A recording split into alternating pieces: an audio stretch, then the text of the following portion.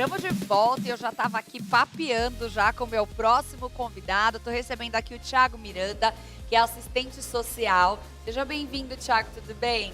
Tudo bem, Bárbara? Boa tarde, né? É um prazer estar aqui, obrigado pelo convite, né? Boa tarde, pessoal aí da audiência, né, do Sempre Melhor.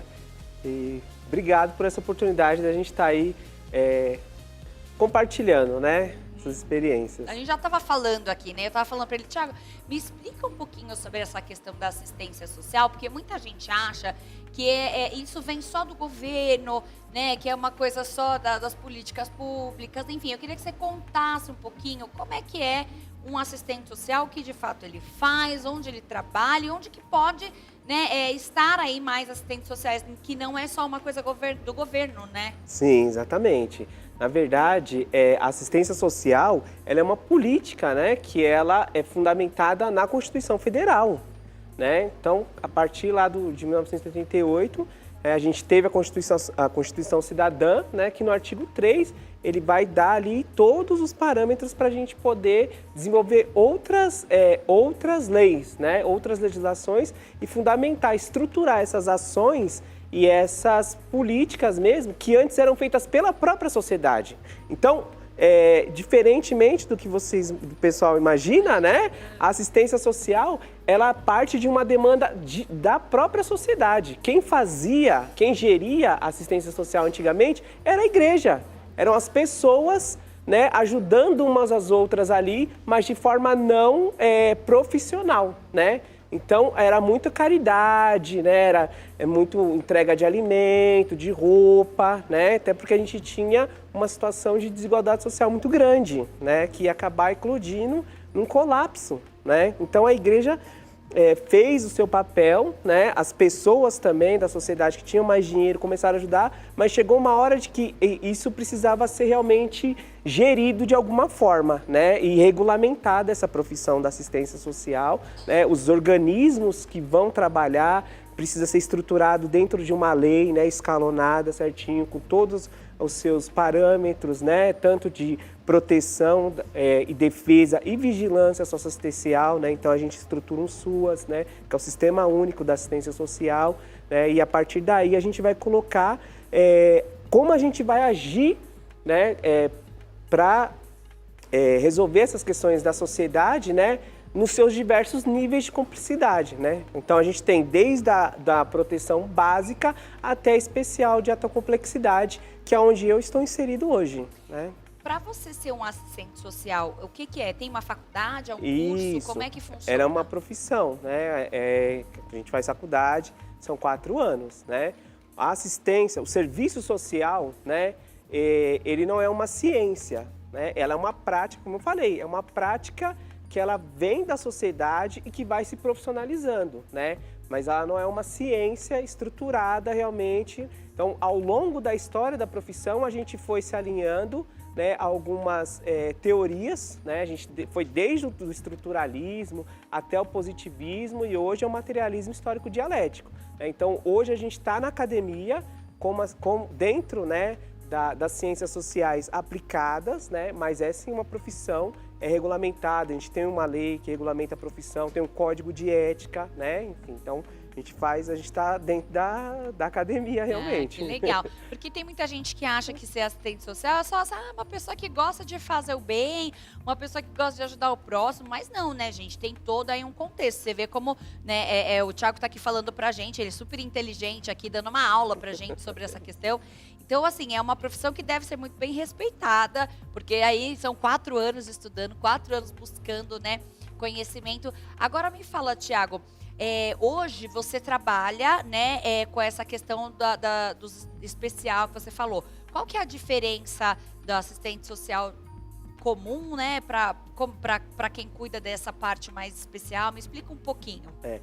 O que vai diferenciar, né, é a forma de atuar, né? A proteção social de nível básico, ele tenta prevenir situações de violência ao direito do sujeito, seja ele uma criança, seja ele uma mulher, seja ele um idoso, seja ele qualquer grupo social. Então, na básica, ainda não existe a situação da violência configurada, né? O que são essas violências? É tudo aquilo que está previsto nas legislações, né? Seja na Lei Maria da Penha, seja no ECA, no Estatuto da Criança e do Adolescente, né? Enfim. Então, todas as formas de violência que ainda não aconteceram, que podem ser prevenidas, elas estão na proteção social básica.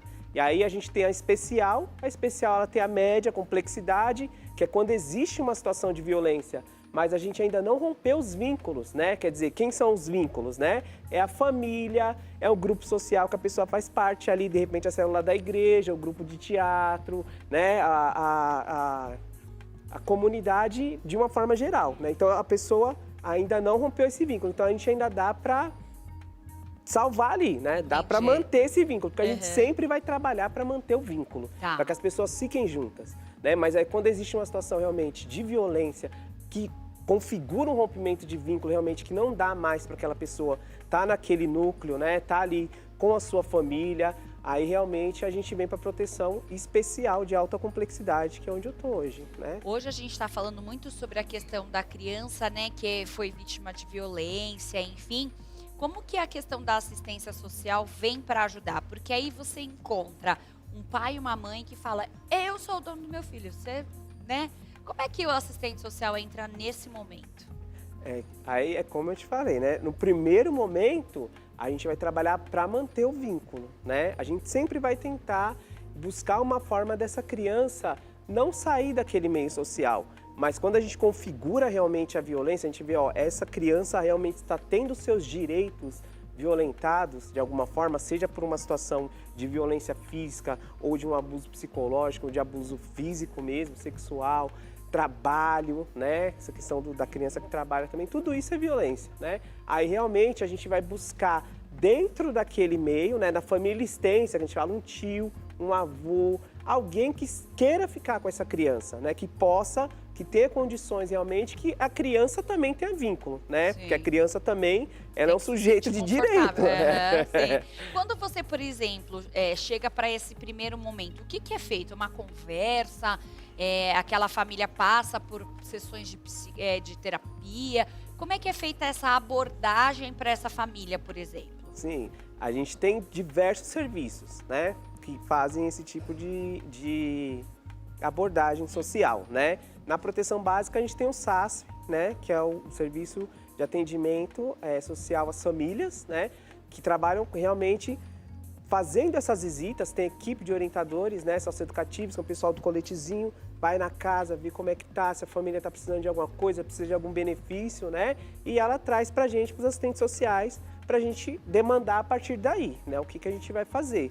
Se num desses momentos a gente identificar que houve uma situação, aí a gente caminha para um outro serviço, né? Que aí a gente vai para a média, ou se realmente aconteceu uma violência realmente, aí primeiramente, né, o Conselho Tutelar a gente precisa acionar, né, que é o organismo de defesa da criança, né, dentro da previsão do ECA, e a partir daí a gente vai realmente procurar entender o que aconteceu e, se necessário, realmente, né, afastar aquela criança dali, daquele núcleo, e aí ela vai para um outro serviço, que é o SAICA, né, que é o Serviço de Acolhimento Institucional para Crianças e Adolescentes, são os abrigos para as crianças, né, mas isso é num último caso realmente, né, como eu falei, a gente precisa que essa criança esteja ali aonde ela gosta de ficar, né, por mais que exista uma situação de violência, mas ela gosta daquele território, por exemplo, né, daquele bairro onde ela está. Ela tem os amiguinhos dela da escola, ela tem os tios que estão perto, ela tem, né, os avós que estão perto, que cuidam, né. Então a gente tenta não tirar aquela criança, a não ser que haja realmente uma situação extrema, aí ela vai precisar sair. Vai precisar, né? tirar. Aí a gente junta realmente esses profissionais, né.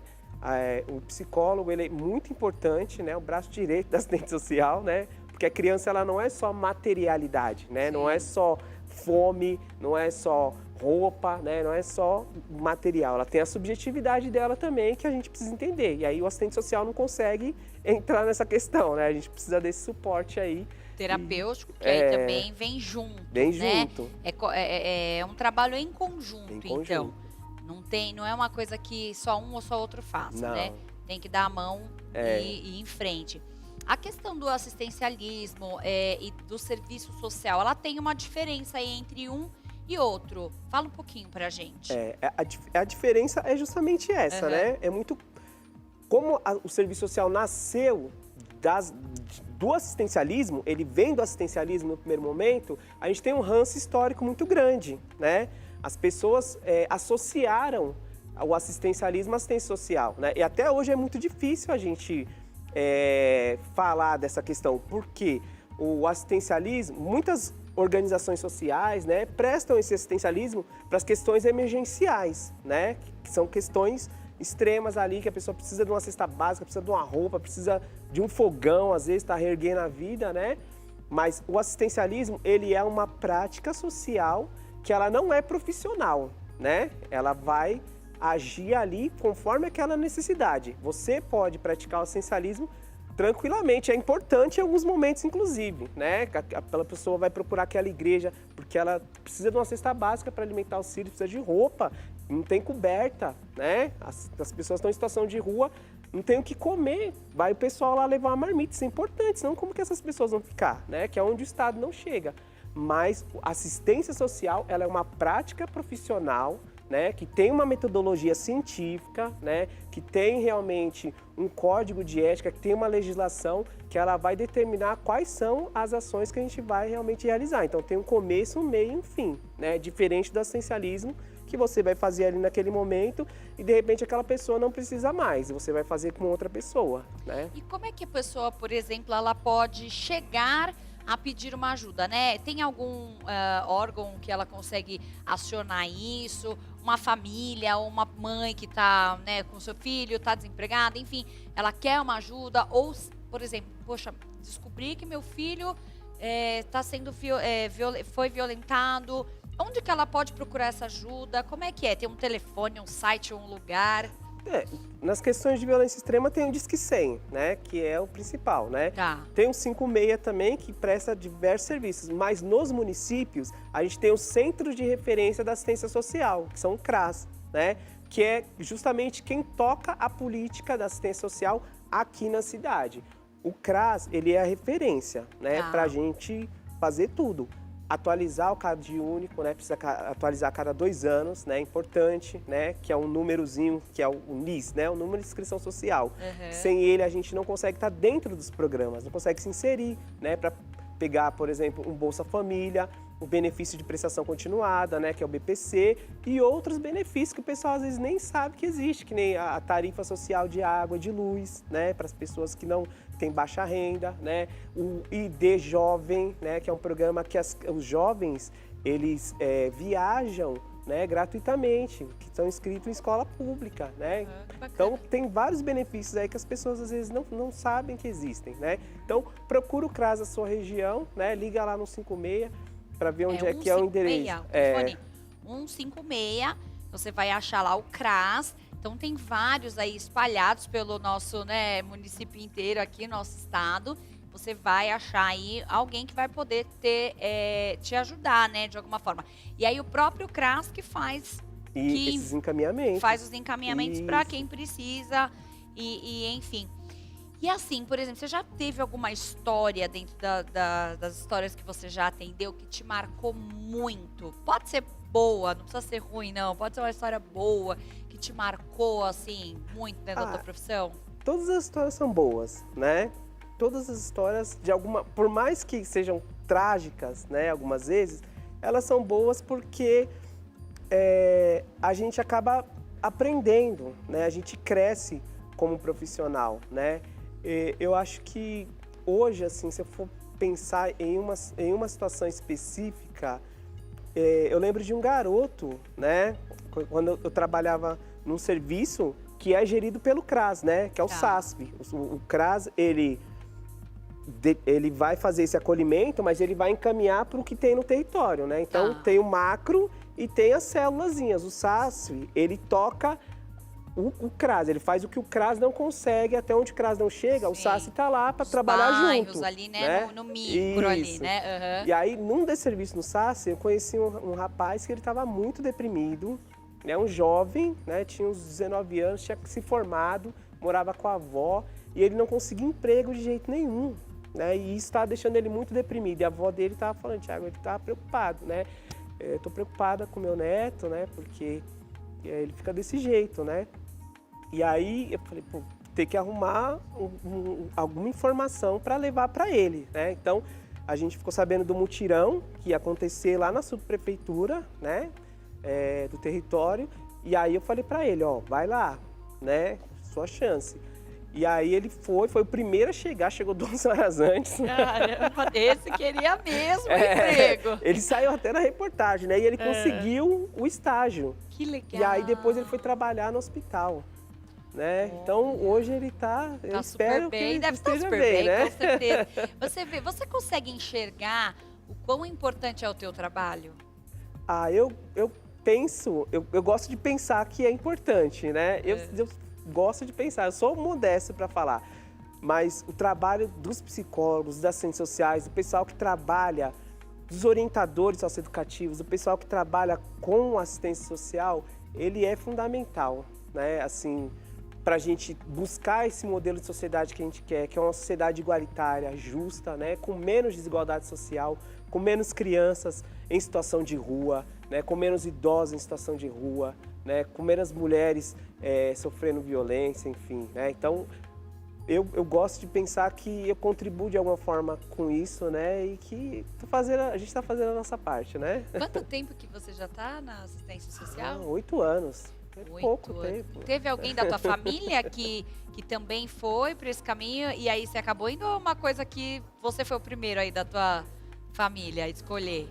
Fui o primeiro, né? Fui o primeiro, inclusive fui um dos primeiros a fazer faculdade da minha família, né? Que legal. Então, o pessoal, a minha família é uma família que cuida muito, né? Então a gente tem irmão que é fonoaudiólogo, né? Tem uma prima que é assistente social também. Então, a gente é uma família que pensa no outro, a gente tem essa punção. Nossa, né? eu tô aqui imaginando como que a questão da assistência social deve ter sido extremamente importante nessa questão do Rio Grande do Sul, né? Sim. Porque a gente sabe que, claro, o Brasil se voluntariou, mas depois que tudo passar, que os voluntários voltarem para suas casas, para suas coisas, vai ficar ali uma demanda muito grande para o pessoal da assistência social ainda. Vai. Né? Queria que você falasse um pouquinho. Você teve contato com alguém de lá nessa época? Não sei como é que é, se eles se cruzam, os CRAS, como é que é? Não. Eu trabalho com idosos, né? Um centro de referência, um centro de acolhida para idosos, né? Eu conversei com alguns voluntários, né? O pessoal que está indo voluntário mesmo. Os profissionais a gente não teve contato. Mas, assim, é uma situação de calamidade pública, né? Muitas pessoas perderam as famílias, né? Perderam tudo, né? Então vai ficar muita coisa para ser feito realmente depois que a água baixar, né? Muita lama, né? Para a gente limpar, essas famílias vão precisar ter alguma renda de alguma forma, então eles vão precisar ser inscritos, né? Nesses programas, né? Bolsa Família, porque tem pessoas que perderam até a fonte de renda. Não, com certeza. Né? Então, gente sem coberta, enfim. Então, vai ter um trabalho muito grande ainda realmente de reconstrução do Rio Grande do Sul, né? É muito complicado falar disso, porque é uma situação que a gente nem imaginava, né? A gente nunca imaginou que ia acontecer alguma coisa assim, né? Ainda a gente vê, hoje mesmo eu passei ali na região do Bom Retiro, ali a gente está vendo a Cracolândia ali também, uma demanda extremamente complicada e eu vejo muito assistente social lá o tempo todo, fazendo um trabalho. Mas assim, é um trabalho meio de enxugar gelo, né? O que você acha, Thiago? Você acha que tem uma solução ali? É bem complicado, né, essa questão, porque assim, segundo o último censo, a gente tinha no Brasil, na cidade de São Paulo, 95.600 e uns quebradinhos pessoas em situação de rua na cidade de São Paulo. Meu Deus do céu, muita Quase gente. 100 mil, né? Então, assim, assim, esse número varia, né? Porque algumas pessoas saem da situação de rua, né? Porque a gente tem que lembrar que teve um fenômeno que aconteceu antes, né? Também, que já havia uma situação complicada ali, mas a gente teve a Covid, né? Que foram 2 anos que também impactou. Então, muitas pessoas que antes nem estavam em situação de rua, nem viviam, agora estão. Famílias inteiras, né? Que perderam também tudo nessa questão, né? Então, essas pessoas acabam saindo, né? Algumas pessoas saem da situação de rua, vão para suas vidas, né, conseguem recuperar, né, ter a sua autonomia, que é o que a gente gosta bastante, mas outras chegam, inclusive de outros estados, né? Então a gente importa também demanda social, né, na cidade de São Paulo. A gente tem muita gente, né, onde eu trabalho tem gente de todos os lugares do mundo que você imaginar. Né? Então tem gente de outros estados, de outras cidades e de outros países vindo para cá e acabando ficando em situação de rua. Né? Então são questões que a gente tem que lidar diariamente. É uma batalha difícil, mas a gente precisa ter um pouco mais de investimento, né, nessa área social, né, principalmente em gestão de informação, de equipamento mesmo, né, ter esse investimento, de ter mais profissionais, né, na rua, contratar mais gente, abrir mais concurso. Eu acho que a gente consegue. É difícil, né? É uma batalha difícil, mas o assistente social ele é teimoso, né? A gente trabalha com a teimosia. Não desiste nunca, né? Tiago, muito obrigada. Quero que você prazer. passe os seus contatos para quem está nos assistindo e a casa está sempre aberta aqui para você. Certo. Meu Instagram é o @Thiago Miranda, né? Segue lá, de vez em quando a gente posta algumas questões ali de cinema, de cultura em geral, né? Então, quem quiser saber também, né? Eu sou cinéfilo, né? De carteirinha, né? Então, segue lá, gente, por favor. Muito bom. Obrigada, vamos de recadinho de Kelly agora. Sim, com certeza, sempre. Eu quero fazer um agradecimento agora para o restaurante Mise en Place, que fez aqui, gente, na semana passada. Trouxe bastante salgados deliciosos aqui para atender todos os nossos convidados. Gente, de verdade, salgados deliciosos mesmos. Fica localizado na rua José de Siqueira, número 45, na Freguesia do Ó, em São Paulo. Muito obrigada mesmo, viu? E, infelizmente, tudo que é bom dura pouco. Nosso programa chegou ao final. Tô com uma vontadinha de chorar, amiga. Não tem mais, Tem. não chore. Amanhã estamos de volta a partir das 15 horas, horário de Brasília, em ponto. Esperamos vocês aqui na Rede Mais Família, no Sempre Melhor. Então, ó, já anota aí, viu? A gente te espera. Coloca o celular para despertar. Um beijo, um queijo, um brigadeiro. E Até um amanhã. coração lapidado. Beijo, gente. Até amanhã. Tchau. Tchau, tchau.